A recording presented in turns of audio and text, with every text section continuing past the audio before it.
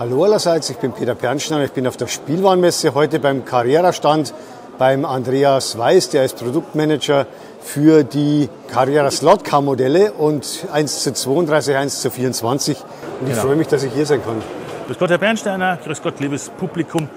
Willkommen bei Carrera Spielwarenmesse 2024. Fangen wir mit der großen Spur an.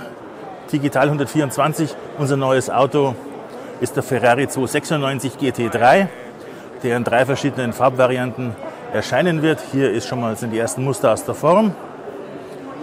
Das heißt, der ist jetzt hier noch ein unlackiertes und der wird dann eben in diesen Lackierungen da oben kommen? Genau, einmal das im Carrera-Design, der jetzt im Moment gerade in Dubai fährt, Emil Freiracing aus der DTM vom letzten Jahr und ein neuer Ferrari. Da braucht man natürlich auch eine rote Version von AF Corse. Ja, dann haben wir natürlich noch jede Menge interessante Farbvarianten, die neu sind. Zum Beispiel hier noch eine neue Version von der Lola, der 917er kommt in dieser Farbe, wo wir die Muster jetzt schon fertig haben. Viele haben auf den Jägermeister BMW M1 gewartet. Der ist natürlich jetzt auch im Sortiment. Und dann schauen wir schon mal zu die 132er rüber. 132 steht für 1:32. Für den Maßstab 1:32, bei uns in Digital 132 und auch in Evolution. Dann haben wir hier wieder den 296 GT3, diesmal im Maßstab 1:32. Der Porsche 911 GT3R auf der Basis 992, der im Augenblick auch in vielen Rennserien fährt. Ganz wichtig, der kommt im viel gewünschten Grello-Design.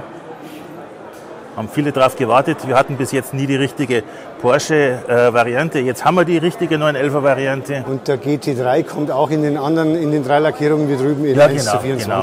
Zeige ich jetzt hier nochmal ganz kurz. Der Porsche, wie gesagt, im Grello-Design von Manthey, vom Team Bernhard mit dem 75 Jahre Porsche-Design aus dem letzten Jahr.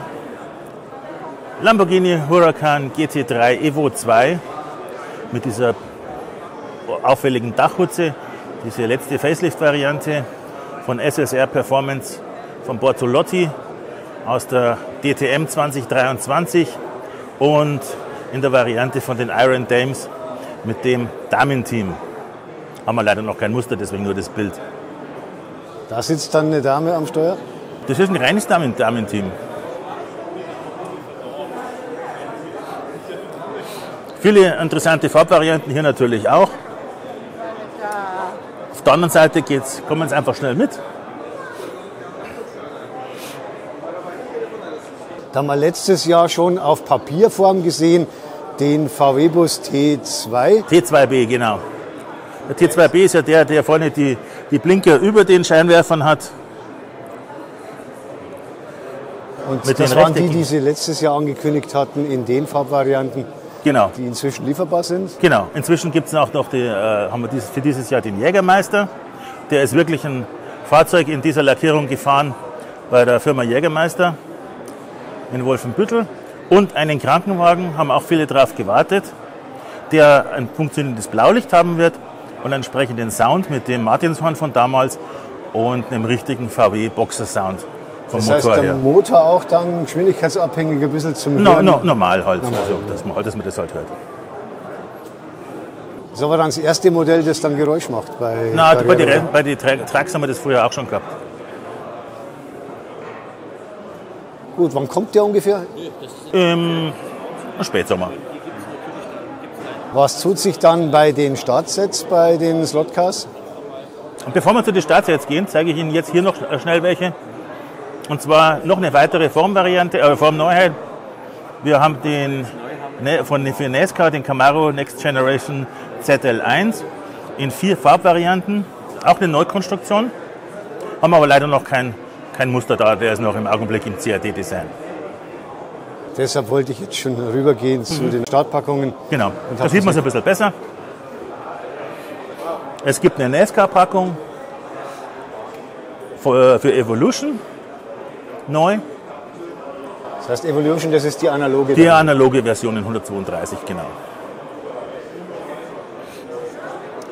Dann haben wir hier bei Digital 132 auch eine NASCAR-Packung mit den anderen 2 Liveries. und eine neue DTM-Packung Pole to Podium mit dem neuen Ferrari 296 GT3 und dem Porsche 911 GT3R. Beide in der Lackierung von der DTM 2023.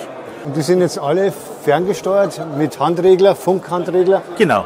Wir haben eine neue Wireless-Generation, das heißt Wireless 2.0. Die funktionieren nicht mehr mit den Lithium-Akkus, sondern haben hier einfach ein Batteriefach und da kommt ein AAA, eine ganz normale Batterie rein oder wahlweise auch eine aufladbare Batterie. Und wir können dadurch einerseits ein günstiges Upgrade-Kit anbieten. Das heißt, für 79,99 € kann man jedes bisherige Kabelset einfach wireless ausstatten und damit freihändig fahren. Das ist der neue Empfänger. Neue Empfängergeneration. Kommt dann an die Zentraleinheit? Genau, den steckt man bei der Zentraleinheit, bei der Control Unit ein und der verbindet sich dann wie üblich halt mit den Handreglern. Man sieht die neue Generation mit Wireless 2.0 hier an dem roten Rand. Der alte hat einen silbernen Rand. Dann kann man das ganz gut auseinanderhalten. Und das läuft per Bluetooth? Das funktioniert mit Bluetooth. Man darf die neuen und die alten kann man parallel betreiben. Also die neuen funktionieren nur mit neuen Dongle und die alten halt mit dem alten Dongle. Aber man kann beide verschiedene Generationen an der Control Unit anschließen und dadurch einen Mischbetrieb machen. Gibt es dann bei 124 auch neue Startsets? Ja, da haben wir, diese sind die gleichen noch. Das sind die Ongoing-Sets. Da haben wir dieses Jahr kein neues gemacht, aber wir haben was Besonderes vorbereitet. Und zwar für das Mix-and-Race-Thema. Mix-and-Race bedeutet, wir haben eine Startpackung mit viel Inhalt und der Kunde kann sich aus dem Sortiment 2 Autos aussuchen. In dem Fall sind es dann sogar 4 mit 28 Meter Strecke. Das heißt, wenn man die ganzen Streckenelemente zusammenzählt, sind es 28,50 Meter.